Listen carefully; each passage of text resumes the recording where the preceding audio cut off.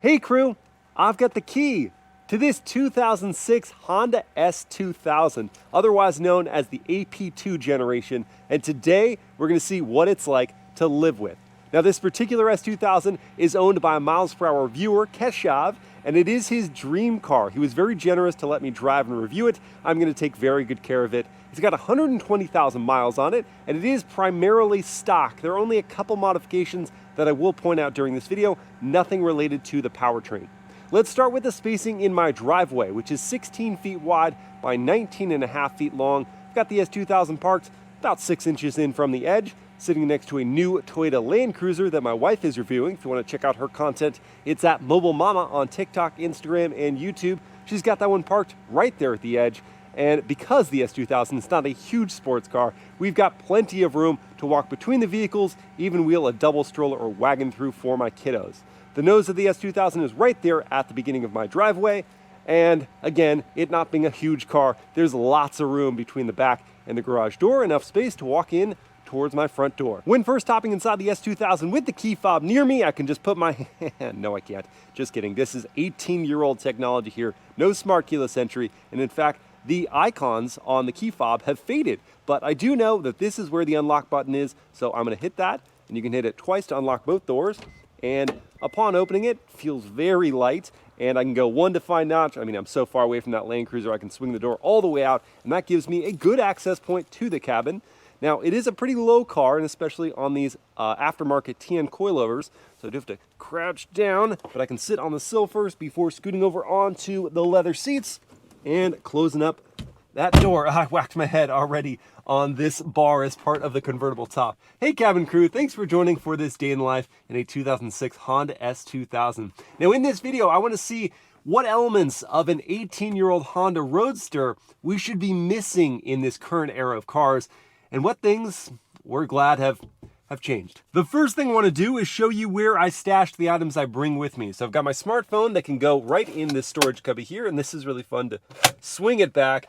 That fits pretty neatly in there. There's no storage in this armrest. There is more storage here in this center compartment. I've got a single-use water bottle in here. Could not fit my 30-ounce bottle, so that's just where that's going to sit. And before I close that, I'm going to open up a secret storage compartment, which is actually very spacious. I fit my GoPro accessories in here, and I've got my sunglasses and my wallet inside. So that's very handy for storage. And I've got almost everything I usually bring with me. Just wish I had my bigger water bottle. Now, the second thing I'm going to do is start up the car, and I do need the key fob with me because even though there's a push button over here, you still have to insert the key into the ignition, crank it on, then clutch in, then hit the start-stop button. And the S2000 comes to life. Making sure we're in neutral, handbrake is up. Let's listen to the exhaust from outside the car, the startup idle. There we go.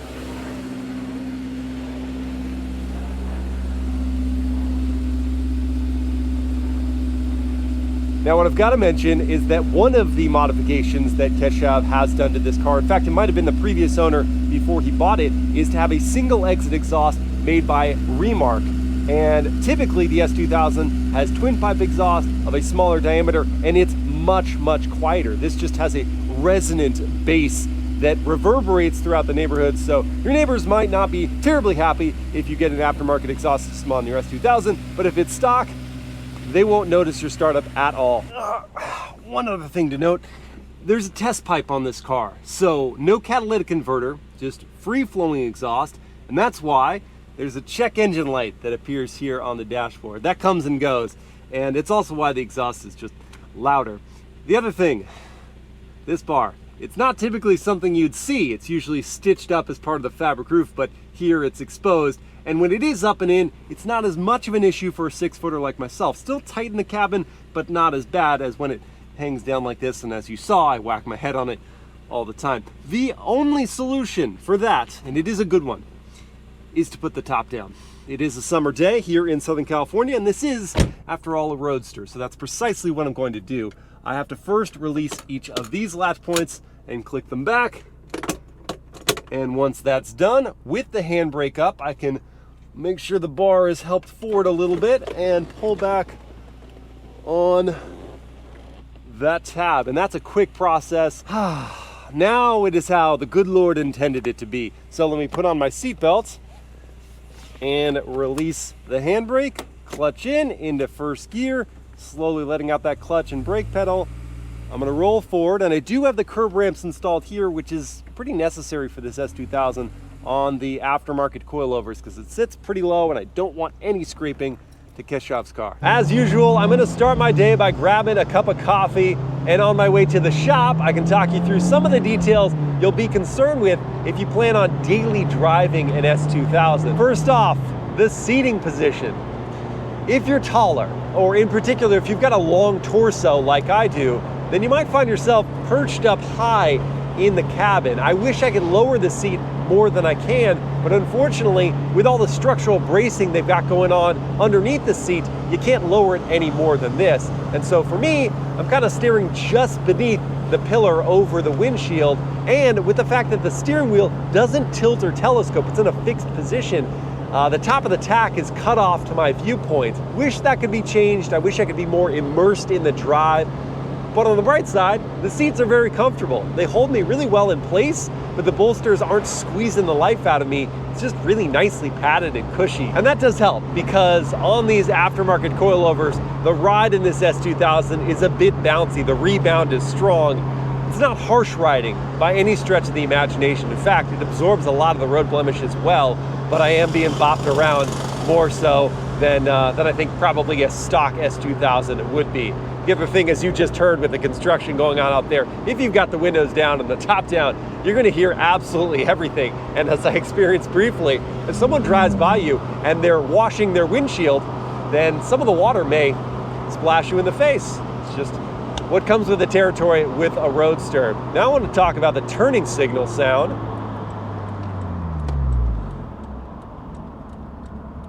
Which, when you do hear it, when you're neutral, it's a pleasant tone.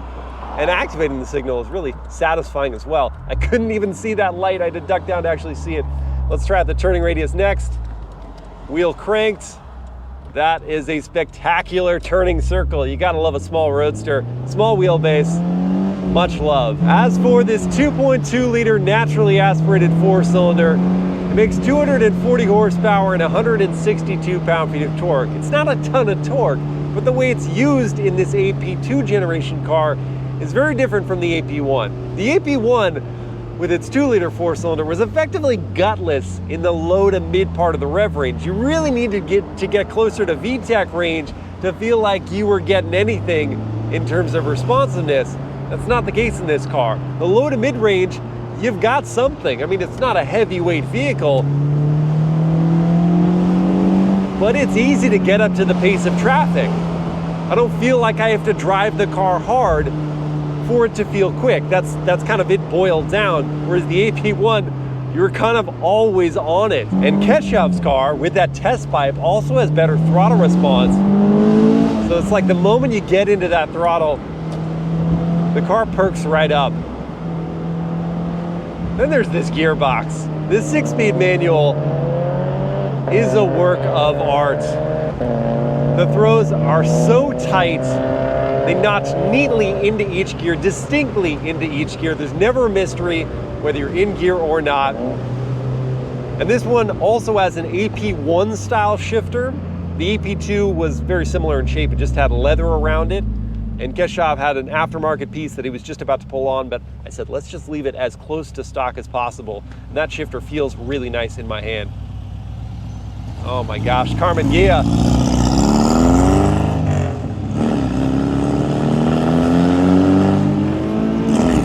I get a closer experience of cars like that without a top. Yeah, back to the transmission. It's so nice to operate. And the clutch has a very late release point, which is kind of common for Hondas, but it has good feel. So I know when that clutch is engaging and disengaging. What a beauty. I love that color. Oh, I love this color too. This blue is spectacular. They only made like 1,400 of these or something. In short, there's very little of the AP2 generation S2000 that I would consider inconvenient or stressful. Yeah, I wouldn't mind if the seat was a bit lower so I could see more stoplights without craning my neck forward, and wish the steering wheel could tilt up. But beyond those things, it's just enjoyment with the wind and the sun and the fun. And I'm trying somewhere new for coffee today. I'm here at Ma's Cafe in Santa Ana, and I need to go into reverse, bring that down and over to the right. No backup camera, of course, but I've got something better. My own eyeballs. I can see everything I need to out of the S2000, so I can parallel park perfectly before I go indulge. And yes, of course, I am indulging in a decaf latte. I did get my wife a standard caffeinated coffee there, but this one is a horchata latte, so it's exciting. And I get to stare at that beautiful S2000 while eating this breakfast sandwich. Oh, you better believe I'm working this spot into the rotation. This is delicious. This is delicious. I'm happy. When driving on the highway, you're gonna wanna do one of two things. Either raise the top back up, or do what I prefer, which is just to raise the windows. And with that wind deflector there, now there's some still moving air beneath where the headline is, so you're not getting all that thump, thump, thump of wind buffeting. Now you can keep on cruising and enjoying, with of course all the noise of the cars passing by you and some of the drone from that exhaust system always going. And especially with that top down, I don't know how tempted I would be to attempt to listen to music that would be heard through the speakers that are just behind the headrests, because there's just so much going on. And I can't find out how much I would actually hear because I can't get my device to pair to the aftermarket head unit here that's behind the cover. It says S2000, but you know what? It's a Roadster, so I can live without that. But what you might want from a modern vehicle, especially if you plan on using an S2000 as a commuter car, are some of the driving assistance features that you get in new vehicles, like adaptive cruise control, or steering assistance, or lane departure warning, or even blind spot monitoring. You do get cruise control, but that's about it. And blind spot monitoring is not really needed when the top is down, but let's say it's raining and you have to have the top up. There is a blind spot that comes with the lid in place, so you'd have to be very careful as you're changing lanes. You know what, the other stuff, the adaptive cruise, it's not a big deal because you're driving a manual transmission vehicle. You kind of know what you're getting with the territory. It's just gonna be more tedious in traffic. But when there isn't traffic, it's just more engaging. You gotta connect, you gotta be involved. And as far as passing power is concerned, this is a 6th gear, foot to the floor. It's not gonna press you back in your seat with G-force, but it isn't gonna take nearly as long as an AP1 version to get up to speed. You can also just downshift it, and then when the VTEC kicks, there it is. So do you. But for the most immediate passes, you are gonna wanna be in the right gear in VTEC range before you make that quick transition. But you'll be happy about that. You'll want to be in VTEC. Whee! And if you own an S2000, there's a sort of magnetic draw to settings like this, because only when you can lower the top in a car, fully exposing yourself to the elements, that you feel a full understanding and respect for the freedom that comes from being able to drive to places like this, to immerse yourself in the environment, to feel the sun and the wind tickling your skin, and the feast for the eyes that is uninhibited by any sort of roof. And this NA 4-cylinder is just another dimension to the enjoyment.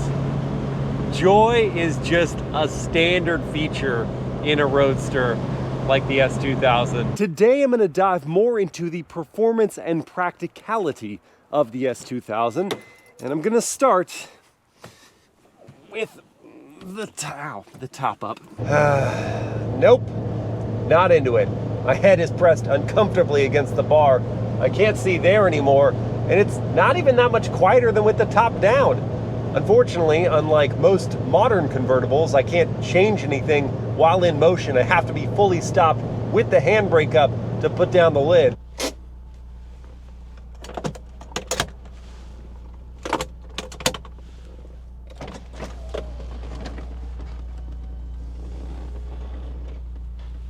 Much better. And this is, after all, the proper way to enjoy an S2K on a canyon road.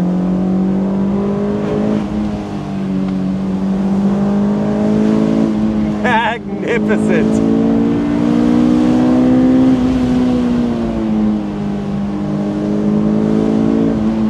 The car has come alive. That 2.2 screaming away,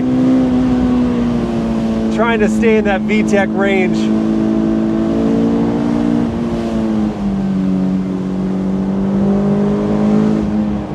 Letting the car show its stuff. What a noise. Great feel through the steering. Excellent punch from that motor.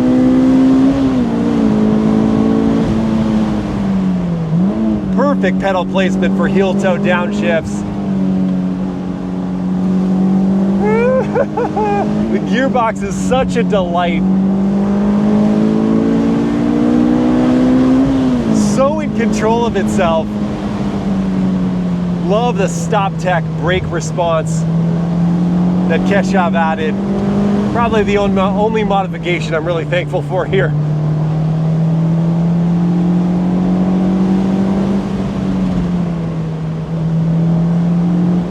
This is modern car fast, but with nostalgic feel to the steering. It's funny because Keshav was not praising the steering of the S2K, but I don't think he's driven many modern cars with all their poorly engineered steer-by-wire systems. This, yes, on center, not great feel. But as soon as you add some lock, there is sensitivity, there is communication, there is enjoyment, and we've bonded.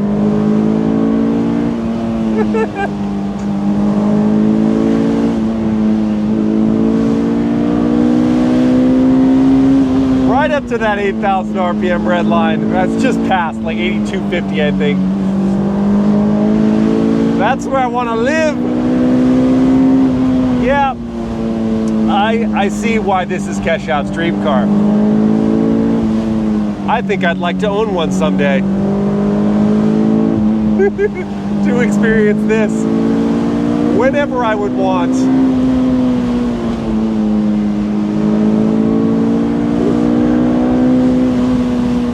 I cannot contain the smile. But because it's not my car, that's all the curvy road playtime I'm gonna have. There is just one other thing I want to do in a performance context, and that is to see how quick the S2000 gets to 60. So here we go, straight piece of road, race box set up to record. I'm gonna turn traction control off, head into first, rev it out a bit,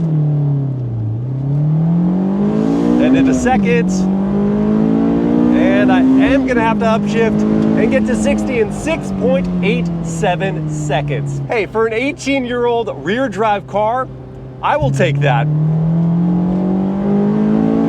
That is the S2000 performance. Now we need to look at the practicality. But before I do that, I completely forgot to do a horn test. So let's just say someone cuts me off in the S2K and I have to go to the horn. What is that gonna sound like? All right. Way more legit than I was expecting. Typically old Japanese cars have like a motorcycle derived beep beep. This is authoritative. And it doesn't get much more practical than a run to Costco, so let's do that. Well, it wasn't a giant Costco trip, but that's also not a giant car. Let's see how the S2000 can handle it. Yes, it all fits, and with room to spare. That just leaves the eggs, and I don't want those in the trunk because they'll get crushed. I'm gonna drive home enthusiastically. These are gonna go in the passenger footwell, which is sort of uneven with the visible structural bracing here. I'll put one there and this one maybe just like that. Stay. Now after returning my carts, I can confirm the Honda S2000 is Costco approved. But before I say goodbye to Costco, I'm gonna visit the fuel station to refuel this 13.2 gallon tank. And the EPA rates the S2000 at 18 mpg city, 22 on the highway, and 20 combined. And so that would give us a fuel range of 264 miles if we saw the 20 combined. And I can't tell you how I've been doing because I forgot to reset the trip computer. And at current fuel prices of $4.39 for 91 octane fuel that the S2K requires, it's gonna cost me about 58 bucks to fill this tank. Not too shabby, but do wish there was capless fueling. But the real question is whether it's Mobile Mama approved. So I've been thinking. What if we just got rid of the Land Cruiser? Oh, don't think. As the backup. Just stop thinking. Well, hear me out. Get rid of the Land Cruiser as the backup family vehicle and just get an S2000. Oh, really? Yeah. For you to go by yourself? Yeah. It's a really We'd have good to give family up the kids. vehicle. Yeah, it wouldn't be good for that. Just kidding. Obviously, we never give up the kids. No, but okay, let's just say this was like my commuter car, daily driver, and then would you go on a date with me on the weekends? Or, you know. Well, you know I would go on a date with you. Well, obviously, because you love me. Yeah. You love me. I do. But what? Would you enjoy it in the car? Yes, I mean it's fun. You just got in actually. The Miata. Yeah, and how was your experience getting into this car after it had been sitting in the sun for just a little bit? Well, the seats were searing hot. I mean, if you're in shorts, like yeah, you can't wear shorts. No, and that's what. It's not a shorts vehicle. So I guess you can't wear a dress. You can't get out of the car, back into the car, even with the top up, as it was for a while. Another thing, the metal gear selector burned my hand. Ooh. So I had to touch it. Ha! Too much. The top? How long does it take to get the top up? Not very long. Actually, you want to see what it's like with the top up? You're not going to like it. Oh. You're not going to like it. Like, is this real? We're going to hit the top? Oh, you are. I'm fine. You're fine. I will say coming into this, like, it's really nice and just, you have the bare minimum here. You got just some little dials. No, you can't touch this. Oh. This is the driver stuff. Okay. You really have the bare minimum. Wow. Like, I've got nothing over here. You can adjust the radio if I give you permission. Is there a CD player? This is an aftermarket head unit. I don't think it has a CD player. It also wouldn't even work for me to connect my Bluetooth device. Anyway, yeah, you got nothing. It's all about the driver. I get to adjust the climate control. I get to do the audio stuff. I can do the. AC on? I'm hot. Yes, and I control that with my hands still on the steering wheel. I can adjust the temperature, turn the AC on or off, and even adjust where I want the air to direct. Nice. But yes, it's all about the driver in this car. I'll be honest about that. Yeah. So you have the pleasure of joining me in this car. Okay. I'm not usually that prideful, but it's the car brings it out of you. I'll be honest about that. But you'll enjoy where we're going. Where are we going? It doesn't matter. That's the point. Oh, gosh. That was actually a trick question because we are going to go somewhere because we're hungry now. Yeah. You haven't had lunch. I haven't had lunch. And I can think of a good spot to get our grub on. It's Taco Mesita. The burritos. Taco Mesita, yo quiero Taco Mesita. See, she can do that because she's Mexican. I can't. It's not okay. But the burritos here are insane. Cheers! Yes! Well, crew, at the beginning of this video, I pondered what things about an 18-year-old Honda Roadster I'd miss in this modern age. And after living with this car, I can tell you a handful of nostalgic traits to this S2000 and a few things I really don't miss. First, I love the simplicity of driving this car. Apart from the mild complication of having to turn a key in the ignition and press a button to start it, the powertrain, gearbox, and every other function just makes sense. The powertrain of this AP2 S2000 is usable around town, but still fun to explore in a performance context. The open-top delights are something to treasure, but that's still found in a modern Miata. However, there are conveniences like Apple CarPlay and driving assistance features that I really do miss. Taller drivers will also long for a lower seating position and tilt and telescope of the steering wheel. Last is not really a fault of a stock S2000, but rather the mods that make it bouncy, droning, and low. While not completely extinct in the modern era, purity of drives like this S2000 are rare these days. I say give me a stock AP2 to daily drive and a screaming AP1 for canyons and track duty. I hope you guys have enjoyed this day in the life, and I will see you again next time.